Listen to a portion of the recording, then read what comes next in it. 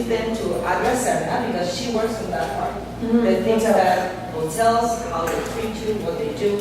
So Adria is a speaker, communication expert, and social media strategy with over 15 years of experience in working with international brands such as Aeromexico Airlines, Tiffany, Tampico Beverages, and World Research.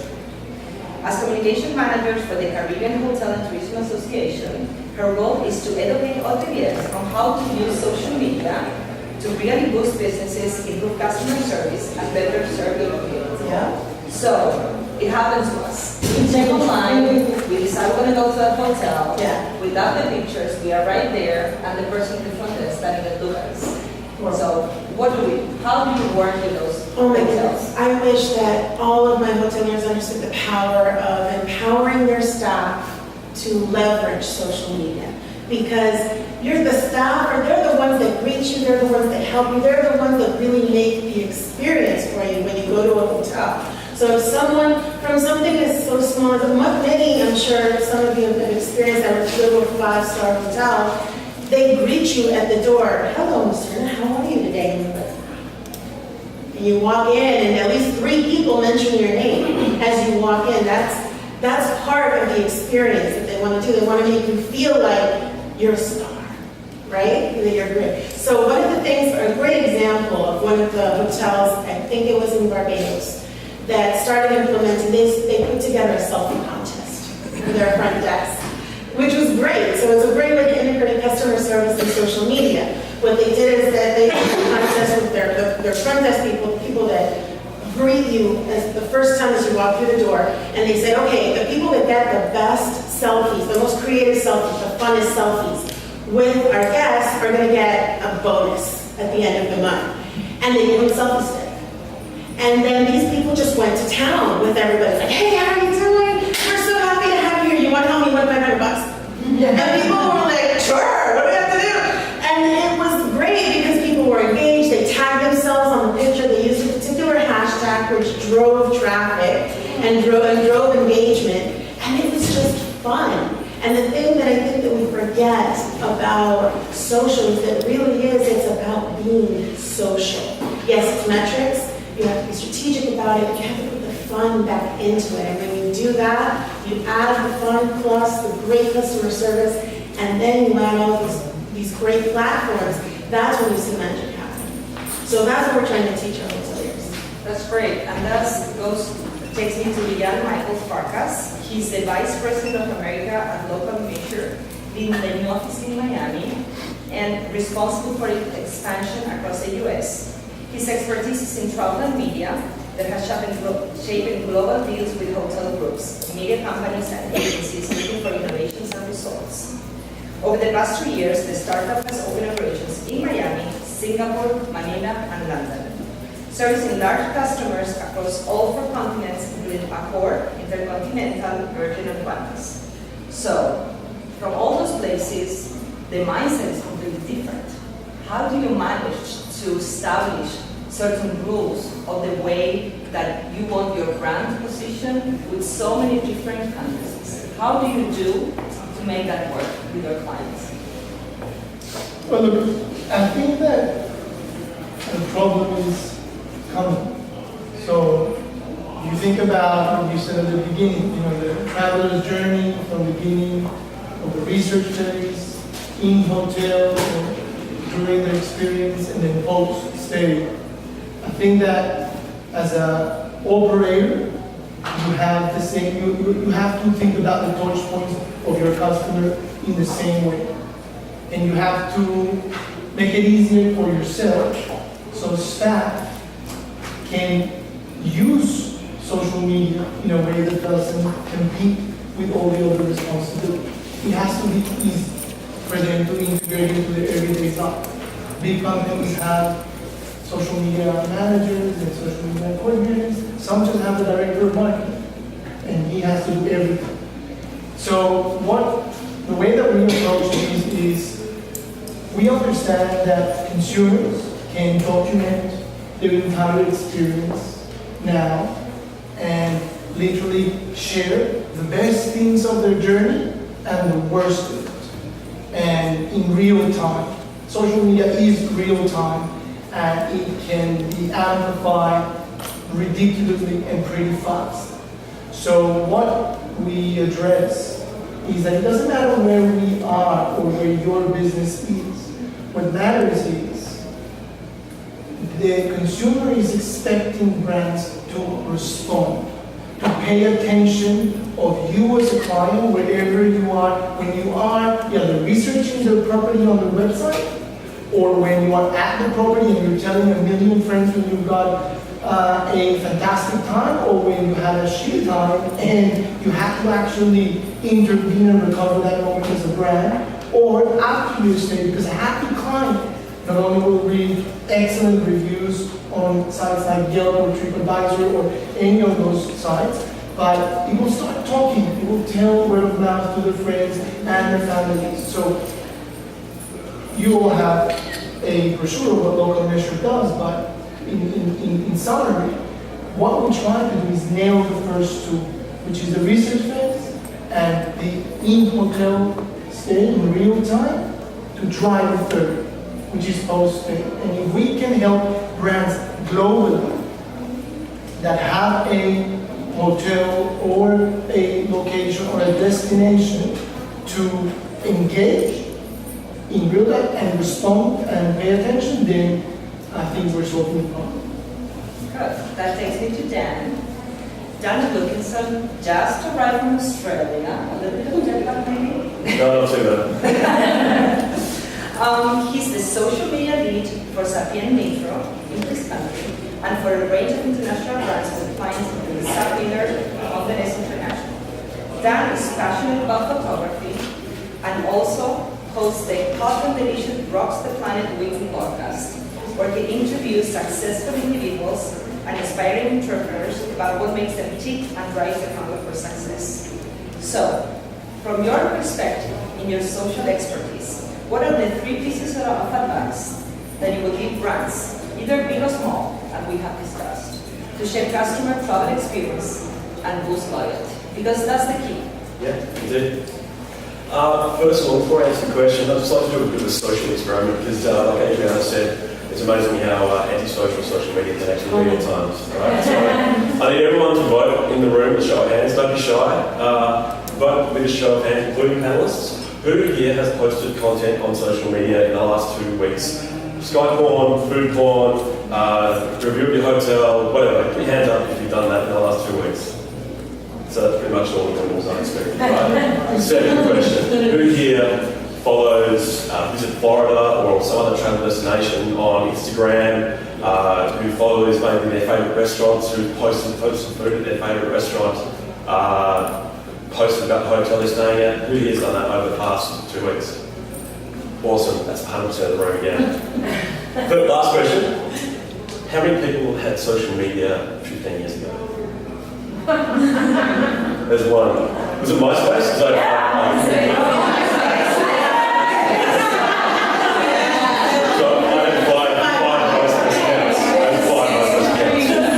But you think about it, like MySpace is basically, I don't know about here, but it's not in Australia. Did you guys start with Facebook?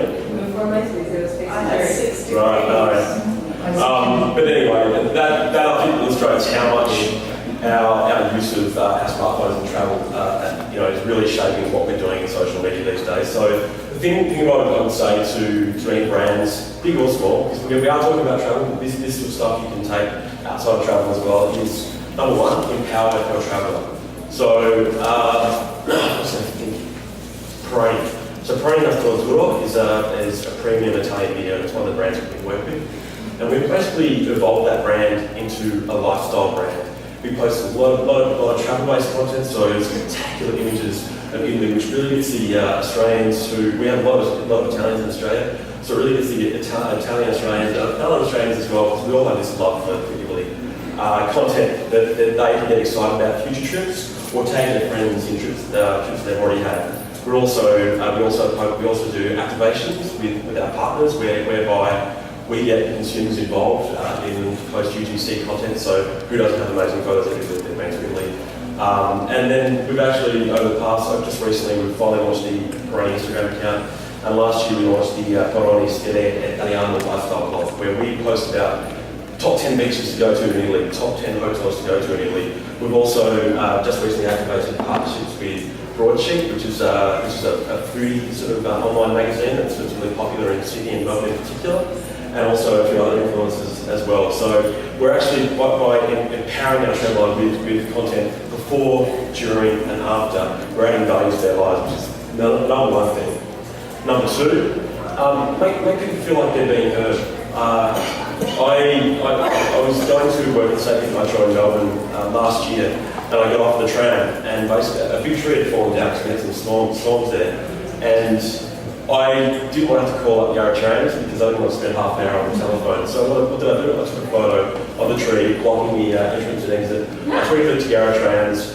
Within 10 minutes, they tweeted me back saying, we've alerted the emergency services. Thanks so much for letting us know. Perfect. So that just means that, that I can communicate with brands on the channels that I want to communicate, not on the ones that they dictate to me. So that's number two. Make people feel like they're heard. Number three is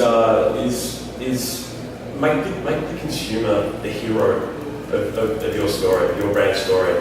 If you can create content that consumers can build upon. So I'll give you an example. Tourism Australia. If you guys don't follow Tourism Australia and if you've never been to Australia, you need to go and start following those guys because their content is spectacular. They have been making consumers the hero of their story since 2010. 2012, they became the top travel brand on social media. I'll give you an example, and they've got aggregated on Facebook, Twitter, and Instagram. They've got 8.4 million followers, and all their content on Instagram is curated. I spoke to the head of social media of Australia last year when I put up with them at a social media club in Melbourne event, and at that point in time, they were getting 900 pieces of UGC per day just through people using the hashtag that Australia.com uses. And I obviously get paid to work in social media, but I love photography. I've been shooting content this whole trip, and make sure you follow me at Hot Delicious if you're looking. So I love really inspiring content. So my Instagram feed is filled with that sort of stuff. And if you can bring consumers into your journey and really help them make the hero of your brand story, then they're going to connect with you and connect with your brand. So the three things I would say would be empowering your traveller, make them feel heard, and make them the hero of your brand story, because then you're adding value to their lives, which is really, really important rather than talking. Yeah, we completely realize that social media has changed.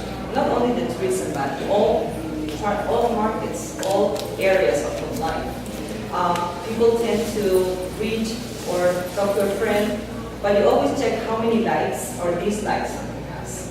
So, in your experience, Cassie, how would you say, if you have a restaurant or a shop, how does it affect your brand? Or how do you make sure that something negative about you is something that you can work on to make people change their minds? Or how do you solve that problem? Yeah, I think any feedback, good or bad, can be taken and I think any brand owes it to the people that's giving that feedback to respond in some sort of way. So I was referring to that comedy feature earlier. If someone says something great, you should definitely champion it. If someone, posts something amazing about you on Instagram, show that you saw it and recognize that and thank them for coming in, invite them back anytime. I think sometimes all of us can feel like we're just tweeting things out there and, posting things, and it really means a lot when someone gets back to you and, recognizes that you did that and shows that they're actually reading and taking what you say into consideration. And I think that can also help in the future. That person, for example, like on Yelp, someone gives you a 4-star review and then keeps coming back, they can update that review, and if you develop a rapport with them, then they might update it to 5 stars because now they love you, you're providing that customer experience. Great customer service can happen on social media too, I think. So, I think that's definitely powerful. Yeah, and as Dan was saying, in the second quarter of 2015 alone, Airline received more than 357,000 questions via Twitter. All of them were answered. And also 85,000 questions via Facebook. This is data provided by Social Bakers. So I wanted to ask you, based on this type of feedback, how is the process changing, the decision-making process changing when you're talking about education, hotel, the destination, go? Oh, social media has completely changed the game, because before it would just, it was basically a four-step process. Now, it's so early on in the game that social is influencing where we go. And how many of you have ever thought, okay, I want to go on vacation. Do you know exactly where you want to go? Right off the bat? Sometimes you do, sometimes you don't, right? A lot of people, what they do is they're getting inspiration for their trips through social. Because, oh, my cousin went here, or my boss went here, look at those pictures, and oh, how cool. How many people have, be honest, have boards on Pinterest of trips they want to take?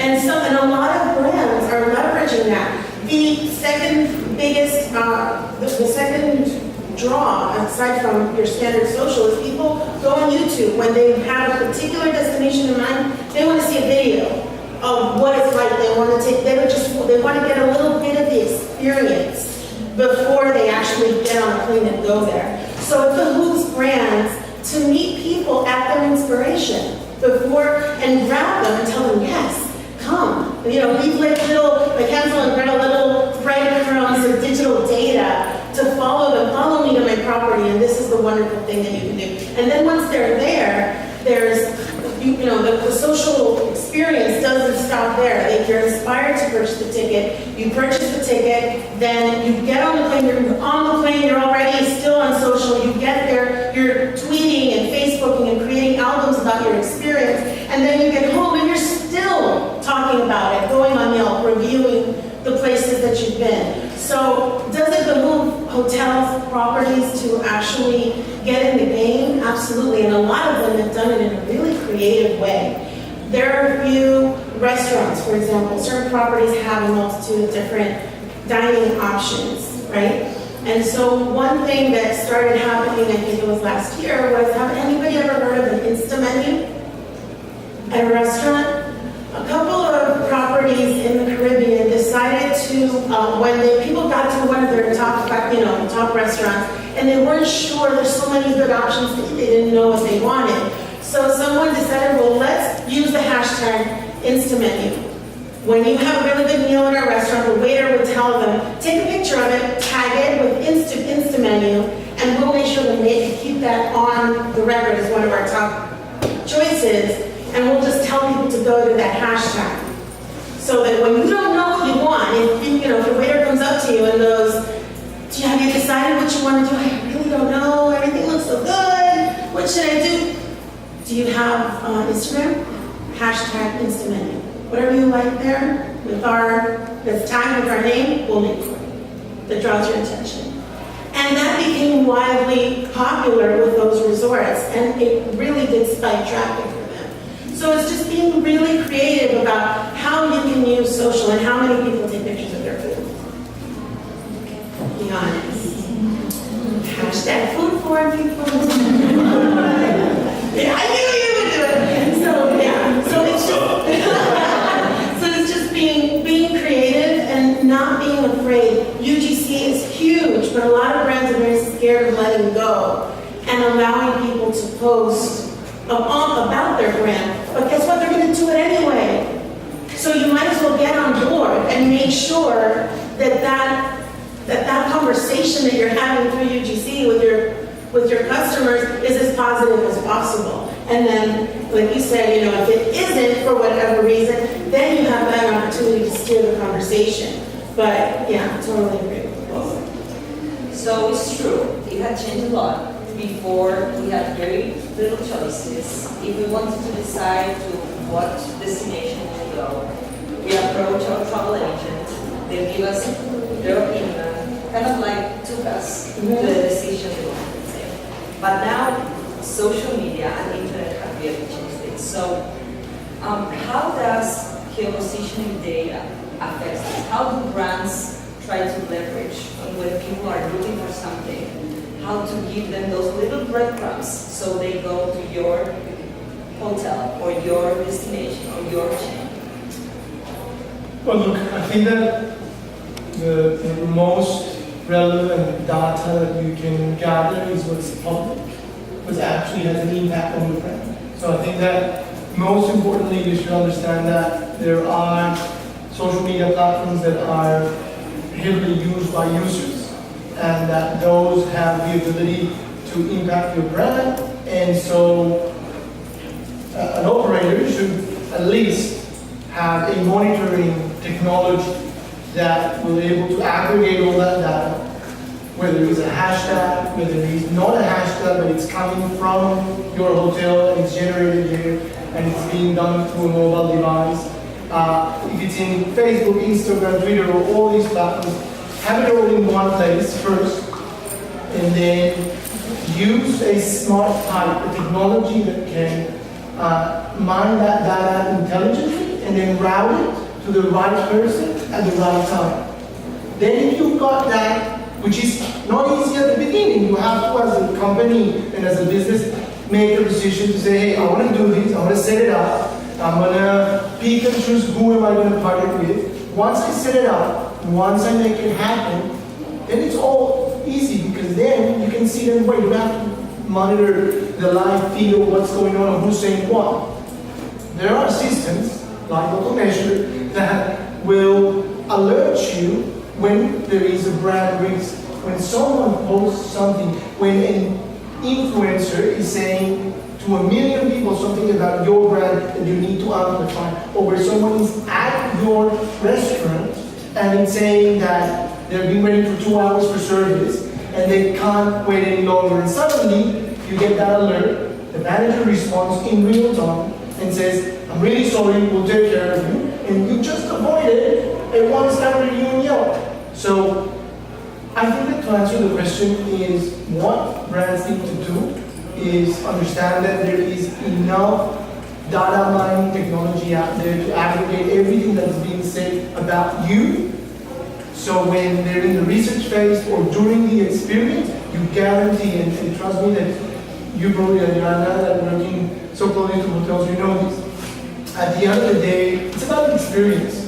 If you give a good experience, people leave happy and people will give you good reviews. If you don't pay attention, if the experience is bad, then you're done. People will not come back. People will happily tell their friends how bad you are, and you'll have empty seats, empty beds. So it's almost like, you know, the great story that one of the greatest stories I've had was, you know, one of our hotel clients had this bride who was having breakfast, and she said, oh, you know, I'm getting married tomorrow, this is my last breakfast as a bachelor, this is going to be very exciting.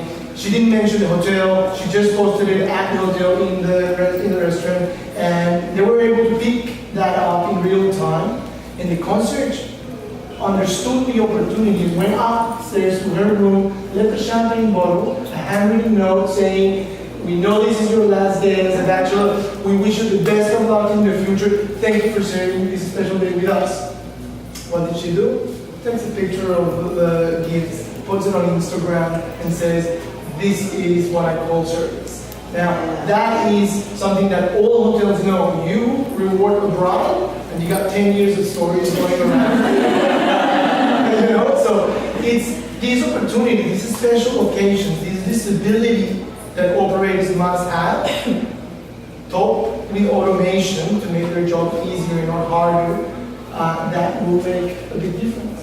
It's true, and I think that really listening to producers or consumers or clients have to say is really important, and it does make a difference. So, Dan, in your experience as a world traveler, what examples or what have you did in reference to this type of experiences linked to social media?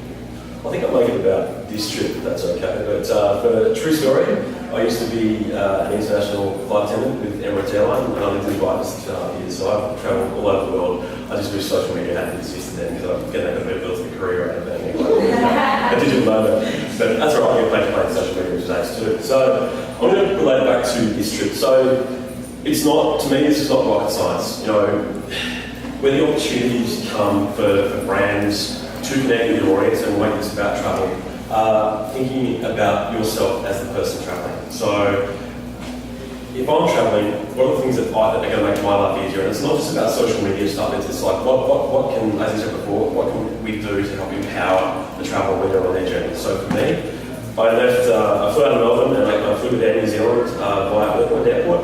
Auckland Airport had half an hour worth of free Wi-Fi. Awesome. I can message a couple of friends and let my parents know we're in France, that I'm here safe and I'm on the way to LA. I also emailed the guys in the office telling them, I think the guys in the office telling them I'd be there soon. Get to LA, there's things like have you guys heard of Waze app? It's a community app that help people get to where they want to be. And I'm not from LA, and I've heard I've seen the truck in LA is just madness. So things like that, they're fantastic. Delta Airlines, I got Delta Airlines from Miami down to, from LAX down to Miami via Atlanta. On the way from LAX to Atlanta, I had free Wi-Fi. I'm sorry, I mean, Wi-Fi's going to cost you a little bit. You can get one of your partners to pay for it. And I put the sky on out there. The sun's coming up. I took a photo out the window, tagged Delta Airlines, said thank you so much. It meant that I was still connected, which is obviously very, very important in what I do. So, and then within a few minutes, they replied. So it made me think that when something actually goes wrong with Delta Airlines, they're going to get straight back to me and let me know that something, so that what I can do to actually fix up my experience. So it's just little things like that. It's not just about the social channels. What are the things that you can do to help make the person traveling make their life easier? Because if you can make their life easier, I'll seriously consider flying Delta Airlines next time. The Marriott Biscayne Bay, asked to repost one of my photos, that sort of stuff. That was really, really nice. And do you know what? It's really smart marketing as well, because all of a sudden, it's not just you creating content, you've got all these little bodies that are growing, and all of a sudden you've got all these other people doing your marketing for you. Easy. It's a no-brainer. So just the opportunities, just to go back to the point, so the opportunities to create content that the consumer can build upon everywhere. Just put yourself in their shoes and think about yourself as a consumer and the things that are going to make your life easier when you go out traveling.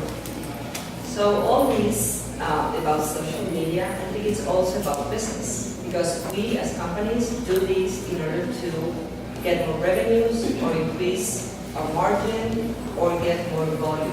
So how do you think that when someone posts something in Yelp, will the time that they have to invest to be following, to be answering, to be interacting with us, how do you make that to be something profitable? To be profitable, we did a recent study that showed like a 1-star increase in a business. So say you're a hotel, you have a 3.5 star, and say you bump up to a 4.5 star, that can increase your revenue anywhere from 5 to 9%. So it really does affect your bottom line.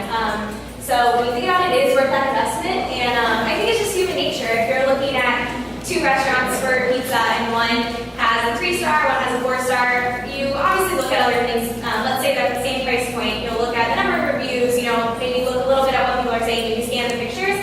But at the end of the day, we all want what's best. You're going to go for the 4-star because overall that looks like what's best, and that's just I think what we naturally gravitate towards. So I think it's important for brands to realize people are turning to Yelp. A lot of people see it as the most reliable, trustworthy, with the most quality reviews than some other sites, and so it's definitely worth that investment because we have, I think there's 140 million unique users every month, so people are turning to it, and as a business, especially when you're in a foreign place, we're in 32 countries now, and people are leaving a museum in Rome and they want some pasta. They're going to open up Yelp as soon as they leave and see what's close and see what's out there. So it's definitely important to take into consideration and definitely affect your bottom line.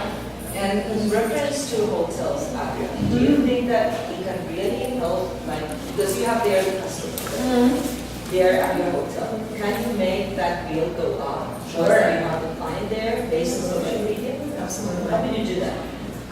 Well, the upgrade, that's always the good way to go. But I think that if you tend to your customer in the way that these experiences that these 2 gentlemen have just described are prime opportunities for upgrade. I mean, they just are. If you are following your customer attentively and listening, you know when there's an opportunity for an upgrade. With these brides, for example, if you know that you have weddings or a wedding coming up or things like that, just by offering a slight upgrade to or a discount or an upgrade to a wedding party, you can just say, you know what, let me treat you, your bridesmaids in the spa to a little facial before the big day, or give the bride a free facial, and then guess what? The bridesmaids are gonna go and do it with them. It's a great and easy way to up things, and also giving them a great excuse to tell the world how great your service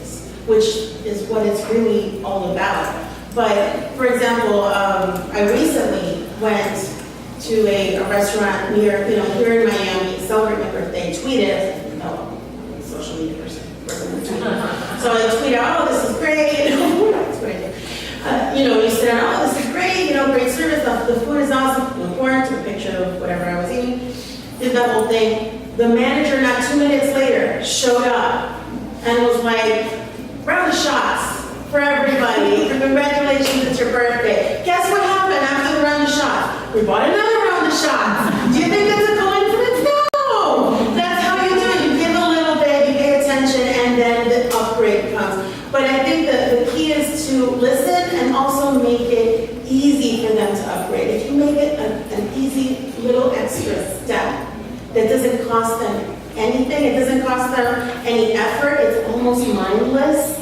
to get that upsell, you're gonna do it. You know you're gonna do it, I know you're gonna do it. You're gonna do it. So just I think that's the main thing. Listen to what people want, because they will tell you, clearly, they'll tell you what they want, and then make it really easy for them to take that next step to upgrade. That's it. It's really as simpler than you would think. I just want to add to that. We recently signed up Virgin Hotels, and they have in Chicago, they've got their first hotel, and on the rooftop they've got these new kind of restaurant called Cerise, and well, you don't have to be surprised that the place is amazing and it's a lot of fun. But clearly none of us have experienced it. There's very little photos that are generated by people because they just recently opened. And as soon as they started using social media in a way that they had a lot of gallery on their website, well, and they call it the crowdsourcing, and it's basically photos from everybody who's at the rooftop taking a zebra martini or a glass of wine or whatever. It means that not only will you be engaging with those people there, but what they're also doing is they're making all those people that are having to make a decision where to go that afternoon a little bit of an insight on what to do. And so you're talking about profit, you're talking about driving traffic to digital assets, but we're talking about also moving traffic, foot traffic to your business. And what a better way to try to sell your property or your experience by showing how others are experiencing it. So I think that's also a way that we impacts your brand. One thing that's really curious is a lot of people try to drive the hard upsell before they actually make the initial purchase. You know what I mean? You're going to try to get that extra room right off the bat. Whereas there's a bit of I don't remember where I got the study from, but when a hotel is listed, you're going to go for the one right in the middle. You're not going to want to go for the highest, you're not going to go for the lowest, you're going to go for the best quality that you can get at a price you're comfortable with. So it behooves the hotel, pricing-wise, to try to get into that sweet spot in the middle, because you're going to, especially on social, especially on their platforms, where it's a direct booking, because you're going to make the most bang, they're going to book. And once you get them in, that's when you start with the upgrades. So it's a lot easier to make money once they're there, make more money once they're there, and go for the upgrade, than it is to try and get it off, being greedy and trying to get it right off the bat. Because people are trying to always get the most for what they can, the best deal possible for their money. You want the best quality, you don't want to overpay, you want to have a good time, but you don't want to, So that's the best way to go about it, is to try to find that sweet spot in the middle and then go for the upgrade for social. So Dan, what's your experience with that? What would be your insights? Yeah. I got to say that, Adriana, Distribution, we talked about distribution. Now we're talking about pricing. What would you say about the marketplace? Before we get on to that, Adrian, I know you spoke about bridesmaids getting a free spa. Is there anything you can do to sort me out while I'm in town? Or? I will do my best. I will take out no shame.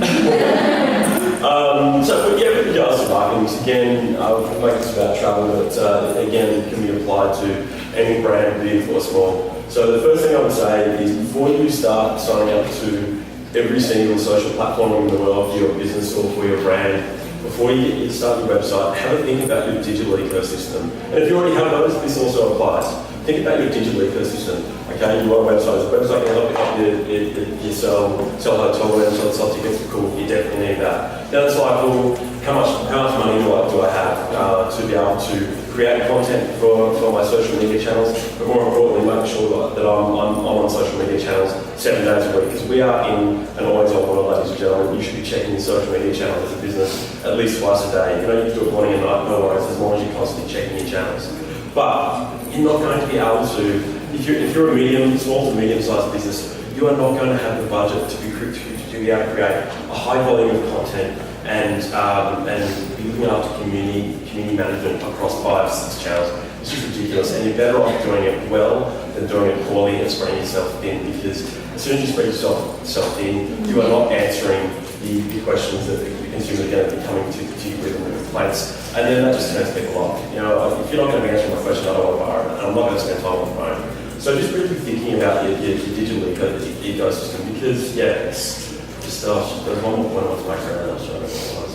But yeah, just be thinking about the digital ecosystem, because at the end of the day, that if you keep it tight, keep the content good, keep the energy up, and people getting heard, then that's what's going to make or break your business. So for the travel and hotel industry and airlines and restaurants, for me at the moment, we've Facebook basically heading towards 1% organic reach, and that's what something that Facebook have told us. It's heading from 5% organic reach, so 5% of your Facebook audience to 1% are going to see your content. Facebook is now a media channel, ladies and gentlemen. You need to have money to put behind content, as well as creating the content and managing the channels. So if you've got a medium to small size business, be thinking about what channels are right for me. Instagram and Twitter, I'd say, would probably be the channels you need to be on at the moment, because especially out of Instagram, what self-serving ads, because everyone's going to be starting to put money into Instagram. And if you're not on Instagram now, in that industry, then yeah, you're leaving the run too late. Even if it's just small increments of money, because you need to be able to reach as many people as possible with your content. And Twitter, obviously, for the customer service, you know, as we demonstrated before with the Yarra Trans account, if I've got a problem, the first place I'm going to go to is Twitter and reach out to a brand and say, hey, this is what's happening, how can you help me? And if they want to take it online, I'm totally down with that. If they want to call me, I'm down with that. But at least you know, hear what I'm saying. So just be thinking about that digital ecosystem and how it works. Oh, also don't forget to say hi afterwards, online or in person. I'm happy to chat. I just wanted to add something, because I think it's Google came out recently with a concept about the consumer behavior changing because of mobile, social media, and they basically said if you're a brand and you've got customers, you've got to think about customers' intent. And there's only 4 moments that you should care about and try to figure out how to identify them. Most consumers will want to do something, they'll want to buy something, they'll want to go somewhere, or they want to know something. So to do, to know, to buy, or to go. And that's 4 moments in a social media intent, moments that are happening every day around your brand. If you can figure out how to identify that intent and use it for your own communication, engagement, and building relationships, you're going to be doing a great job on social media. That's kind of now the golden nugget that everybody should be thinking about. So would you like to comment something else, or should we open to Q&A? Q&A, let's do it. Okay. Would you like to ask a question? Comment? A question. As a digital nomad, how do you convert all your time, effort, all the time that you put in like promoting and marketing, whatever you do, like how do you convert it and generate money out of it? For me personally, so I work full-time for Safety Nitro, so basically my role is focused on that at the moment. The me generating content on the side is what I do on the side. So, but I mean, I have with brands that I've worked with. It depends on budget. Unfortunately, things like the Nielsen brand effect probably not something you're going to be able to do on a small budget. But I guess the holy grail, what you want to be able to do with social media is to be able to demonstrate a return on investment for your clients, and it can be a really tough thing to do. And I actually find it amusing that maybe that there aren't always the same expectations from other channels, but at the end of the day, that's where it's at. So with Philadelphia, do you guys know Philadelphia cream cheese? Mm-hmm. So with Philadelphia cream cheese, late 2014, we were one with that, and I know it's not quite travel related, but I want to try and answer the question as much as possible. We were one of the first agencies, we were one of the first partner agencies to work with Instagram advertising in Australia, and that Philadelphia cream cheese basically had a product called Philly pour-overs, and at the time when it came out, it was an innovative product and drove significant profits and that sort of stuff. But then by 2014, the profits as new products entered the market, but the profits had actually declined a little bit, and so we were tasked with being able to boost that again. And we only started working with the brand in September, and all of a sudden from October to December, we had to create an Instagram advertising campaign to be able to do that. And this campaign was only in social media, so we were able to definitely demonstrate the results that were attributed to social media. But we also worked with the media agency, Cara, when we had one of the things I've been pushing for ever since I started working with Steak Nitro is really good relationships with media agencies, because if you have a really good relationships with media agencies and you're helping them reach their KPIs, they're more likely to help you reach yours as well. And chances are they're going to put a bit of money to help you play as well. So creating those relationships, and then we're also being able to bring in Nielsen brand effect. We're actually able to show, I think it was an 8% lift in purchase intent for the brand. And there was other stats there, but the most important stat was the brand actually delivered an increase in sales of 46%. From year on year, and it's actually now up on the Instagram business blog if you guys want to check it out. But it can be a bit of a challenging one, but I think that if you feel smart about how you're using your channels, then there are ways to generate show return on investment through social media. And I think if you're a smaller business, then potentially even just something as simple as, all right, we're trying to sell tickets on our website. We're trying to drive bookings on our website. Create some Facebook link posts, put some money behind those, and then drive traffic to your website to stuff that's going to make them want to buy whatever that content is. I am going to answer for hotels. Do it. Website. If you have a bad website, you're dead in the water. And there are so many, am I lying? There are so many hotels that have the most horrific websites, and then they're just not user-friendly. Their interface just is horrible, and it makes you just want to go, where's this media? And you're losing so much money. So because there are three main sources of revenue for hotels as far as bookings. OTAs, which are online travel agencies, right? Such as Expedia. And then you have direct bookings, yes, because there's no intermediary, the money's all yours, great. Or phone, which is a little bit archaic, but people still, believe it or not, call in for their reservations. Okay? So the trick is that if it's through an OTA, social media is wonderful for driving traffic to any of those funnels, if you use it properly. The trick is if you have a really good website, that is the best way for you to be able to track every single thing that you do online and to convert quickly and effectively. So you need to have a booking engine, a really easy, user-friendly booking engine on your website, and if it's integrated with social, even better. If right at the moment of purchase, after buying, and I'm so excited, I'm going to the Bahamas, and you give me a little thing, but share this on Facebook. Heck yes, I'm going to share this on Facebook because I want everybody to know I'm going to perfect. That's great, because that way you integrate your ROI, you can track, you know what you got to sell, and you can start disseminating the love on social. But I think that for hotels in particular, website, very important.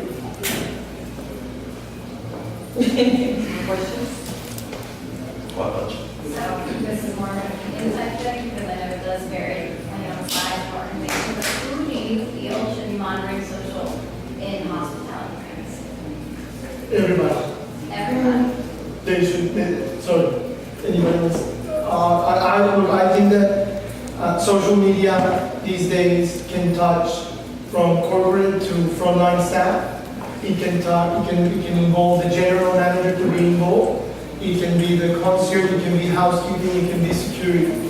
The idea here is that I was talking about this intent, there are ways to mine the data in social media to try to route that to the right person. So I think that, yes, there should be a community manager, someone particularly responsible for the broadcasting of the brand standards and voice and all that. But when it comes to all the implications that social media entails, you've got to think of that, how to integrate it into your day-to-day operations, to everybody that is in the room that can have access. It's not like nobody has a device to actually be mobile and use it. We all have a smartphone or an iPad when we work. The question is then, how do you, without creeping into your real roles and responsibilities, get social media into your operation for the better of the brand? So I think everybody. Well, I have to say that I think that from a business perspective, it's kind of risky. Because if you have, let's say, unhappy employees, it might be difficult to really avoid them saying things about your brand that you don't want. So I think that could also, I think it would evolve, because from people that are in top positions right now, they have not embraced social media. So it's a different perspective. I think that with younger generations, it's going to be easier to have everyone social, and companies will have to figure it out how to make those employees talk positively about you. I don't know if it's easier. I think it'll be maybe trickier to get, because the thing is that a lot of kids nowadays, and you're brought up with social, you're tweeting on it throughout high school, and you don't know where the barrier is between to tweet or not to tweet. So there are times when it's inappropriate, where no, don't put that on social. You're going to regret it. It's going to come back to digitally bite you in the, you know what. So I don't know. I think that there has to be, particularly the bigger the bigger the brand, the more there has to be one person or a team of people responsible. Like when you raise a child, that's what my company does. It gives parents tools to make sure that you have information in order to be giving a good example to your kids. Right. So you have to tell them, Absolutely. okay, you can put this online, you shouldn't put this online. Right. But their things are private. Right. So you shouldn't do this. And a lot of kids don't know that now. That's why they need to be don't trained. know. Yes. They have the technology there. They don't know because they are not aware. They don't have the way of thinking that how dangerous that can be. And you as a father, as a parent, as a teacher.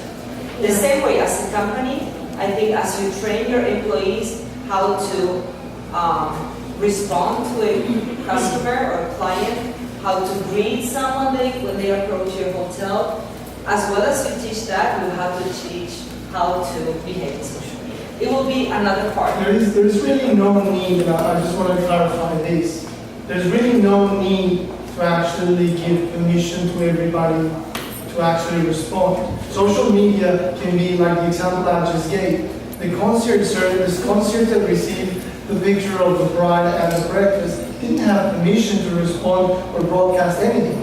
All he did is receive it in real time to know that that was happening under his watch in his property.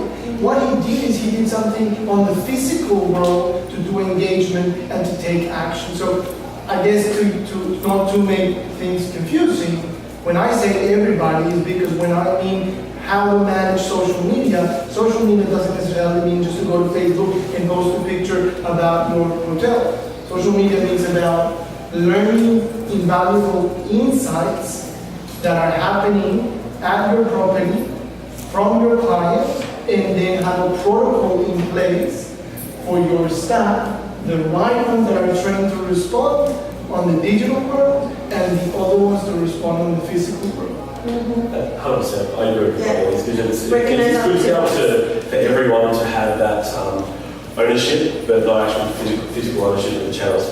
Because I'm sorry, you know, one of my frustrations is just because you have a personal social media channel, doesn't mean you understand how to platform works, doesn't mean you know how to do it. But I guarantee you, pretty much all our brand managers that I work with, they will be, I tell my community managers or engagement specialists all the time, you guys need to be on your games, but I guarantee you that brand manager, each brand manager is looking at those channels every day. And that's, I actually like that, because it means they care and they have ownership. So it's important for everyone to have ownership, and make sure you have the experienced people on the channels doing that job. And then what I would say is, I think on that front, especially when you're a hotel in terms of connecting with someone, I mean, I'm familiar with a lot of hotels in the Caribbean, and the GMs can make or break an experience. The front of house person at a restaurant, like those are the people are talking about and commenting about. And one of my pet peeves is when, say, someone responds to a review as the general manager, but it's so obvious it's just like a social media manager pretending to be that person. Whereas that reviewer probably established a really good rapport with the general manager and can tell that that's not them. It's so much personal and so much more considerate when they, comment on like, oh yeah, like, remember, when we played volleyball together? So I think that it really, just comes down to education. I know, like, sports teams now, kind of what you were saying, like, these boys are getting Twitter and just posting really inappropriate things for, like, a national sports team. And I have a friend who's a social media manager, and they educate, they put them in classrooms, week-longs, this is what you can tweet, this is what you can't tweet. And I think that that's important and really, just making sure everyone's represented well, but that's personal. That should be a two-pronged approach. It should be that you have your team, your marketing team that monitors the brand and responds, socially. And then you have, especially the ones that are consumer-facing, to know to recognize opportunities and be trained appropriately as to how to respond and how not to respond. So It's kind of created social etiquette, which is Yes. actually kind of lost in our world today. I mean, if you think about it in the classic sense, the etiquette was always spoken about in the English language, etc. But it's almost like it's kind of lost, and it's kind of someone has to sort of educate that etiquette in terms of how that goes about. Absolutely, every brand should have its own etiquette, its own voice, its own personality, should define it. Once it's defined, once it's clear, then give the freedom to someone with that training to use it. Like they would do for any other channel. Okay, we have 1 more minute, so if you don't have any more questions, I just want to say thank you to all of you for being here and for this great conversation.